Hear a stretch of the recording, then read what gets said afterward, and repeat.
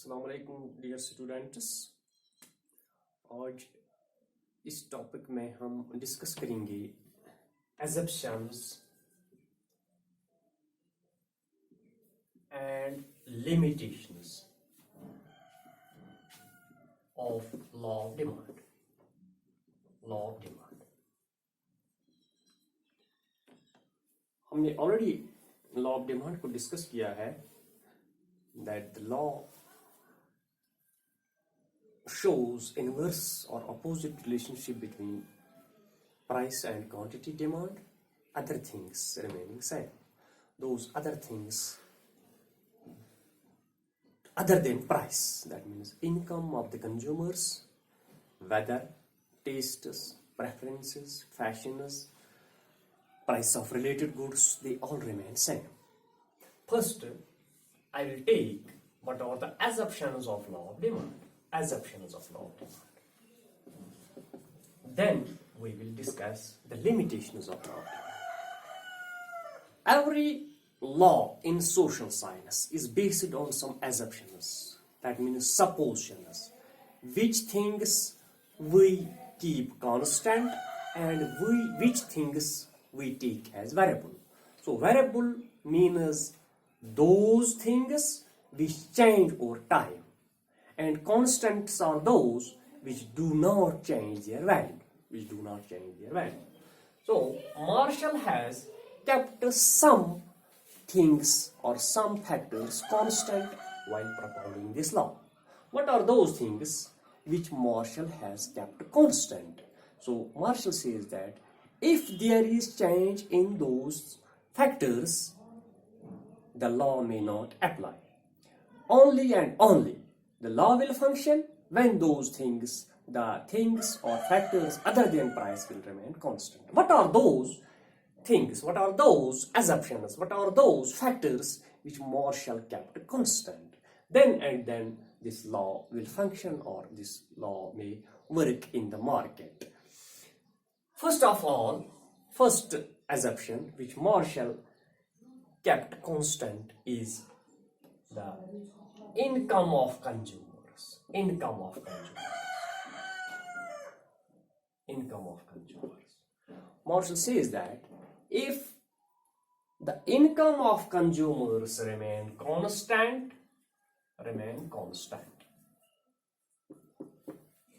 the law will function. The first assumption, first supposition is income of consumers remain same or remain constant. If there is any change in income of consumers, the law will not function. This is the first assumption, first supposition. Second is price of related goods. Price of related goods. Related goods, we have already discussed. These are substitutes and complements. That means price of related goods remain same or constant. So second assumption is price of substitutes and price of complements remain constant. Number third assumption is that the tastes, preferences and habits of consumers remain same. Constant or same. So third assumption is there is no change in tastes, preferences and habits. Tastes we have already discussed when we discussed the factors affecting the demand. अगर कोई आदमी या कोई group of consumers, they have taste in a particular commodity, वो लोग उन चीजों के हैबिचुअल बन जाते हैं. वो बताते हैं खाली मुझे यही चीज चाहिए, उसका प्राइस क्या है क्या नहीं है, तो that remains same. Preference, we do have preference upon some goods in the life. We are habitual of some goods. For example, I should not go to say smoking goods. So habits, they remain same. So this is third assumption. fourth assumption is that there is no shortage of goods.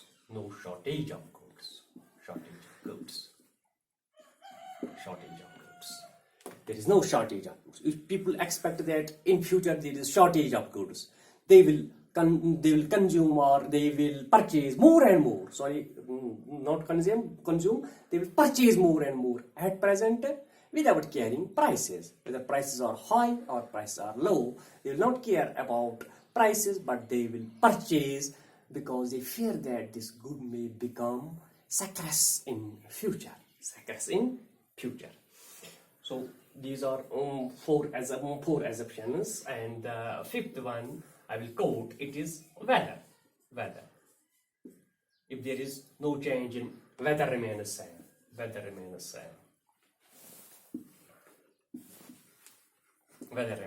If there is change in weather, we have quoted already this example. In winter, people purchase more and more woolen clothes, more and more sweaters, more and more heaters without caring prices. They purchase more and more these fans in times of summer without caring prices. So in that very case, the law of demand does not function, or it does not work. So these are some of the assumptions. Now I will take some limitations. We will discuss some limitations or weaknesses. Limitations of law of demand. What are limitations? Limitations of law of demand. Limitations B means weaknesses. कहाँ कमजोरियाँ इस law में है? इस law में कहाँ कमजोरियाँ है? That means those cases, those situations in which this law does not work. Some of the limitations we may discuss. This is a technique that we may change these assumptions into limitations. Assumptions he limitations बन जाते हैं. जो चीज मैंने assume किया है या martial ने assume किया है, उसने जो चीज constant रखी है, अगर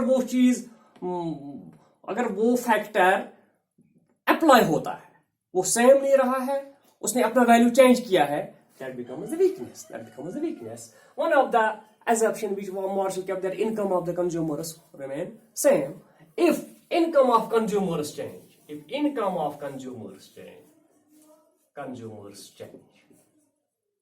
that means change in consumers' income. We may write down it, change in consumers' income.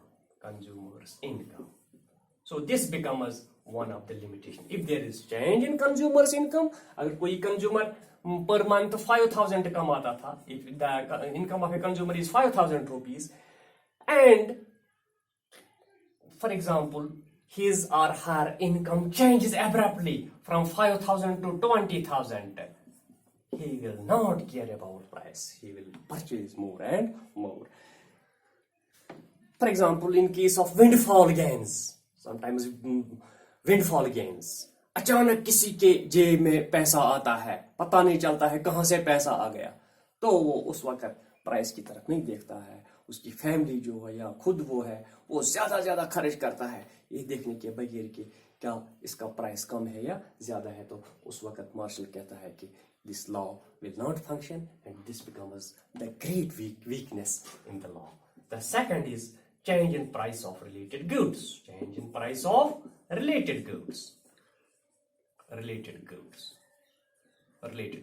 That means if there is change in price of substitutes and complements. For example, I will give a sample example. If there are two goods, for example, we have Colgate, which is a toothpaste, and on the other side we have Close-Up. These are substitute goods. If price of Close-Up suddenly falls, and price of Colgate remains same, and we are discussing the demand of Colgate. If price of Close-Up falls, the people will shift from Colgate to Close-Up without caring the price of Colgate. That means price of this demand of Colgate will suddenly fall, not due to change in its price, but its price remains the same due to change in the price of the close up. Here the law of demand does not work. That means the second important limitation is change in price of related goods.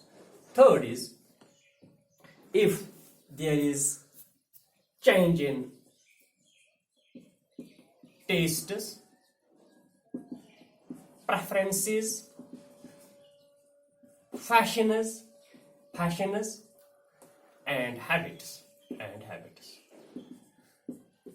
If there is suddenly a change in the tastes of the people change from one good to another good due to the fact that the good second or good Y is tasteful than good A, the demand for good A will fall or rise without change in its price. Here the law will not function.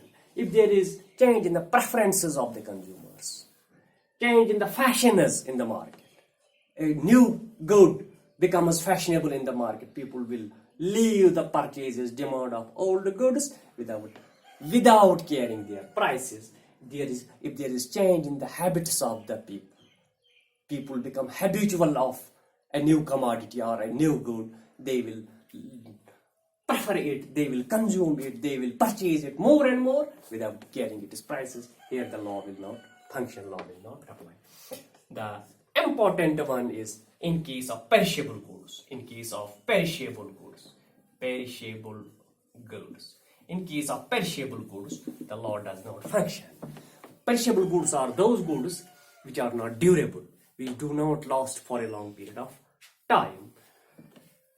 For example, we have vegetables, we have milk, we have fruits whose age is very low. The shopkeepers are not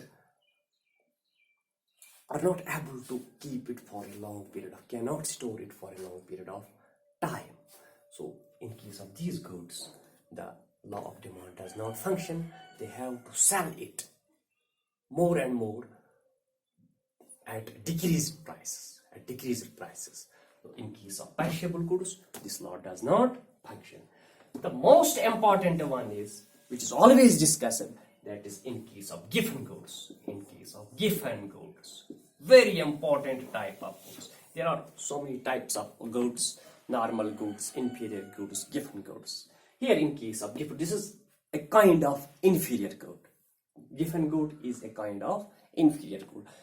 I have a plan to have a full lecture on these giffen goods. Whatever these goods were discovered by Robert Giffen, who was a statistician from England. He discovered these goods. These goods are those whose demand falls when their price falls. Their demand rises when their price rises. But in case of normal goods, when price falls, demand rises. When price rises, demand falls. But these goods shows opposite direction. They go positively towards the change in prices. With their demand go positively, change positively due to change in their with respect to prices. When their prices increase, their demand increase. When their price decrease, their demand decrease. That means they have they show positive price effect and negative income effect. They have positive price effect. The price effect is positive and the income effect is negative. So in case of giffen goods, the law of demand does not function because they have positive price effect and negative income effect. So these are some of the limitations or weaknesses where law of demand does not function. First is change in consumers' income. Second is change of price of related goods. Change in tastes, preferences, fashions, habits, etc. Fourth is in case of perishable goods, and the fifth one is in case of given goods, the law of demand does not function. Thank you very much. Viewers are requested to subscribe our channel by pressing the bell icon, and request again and again.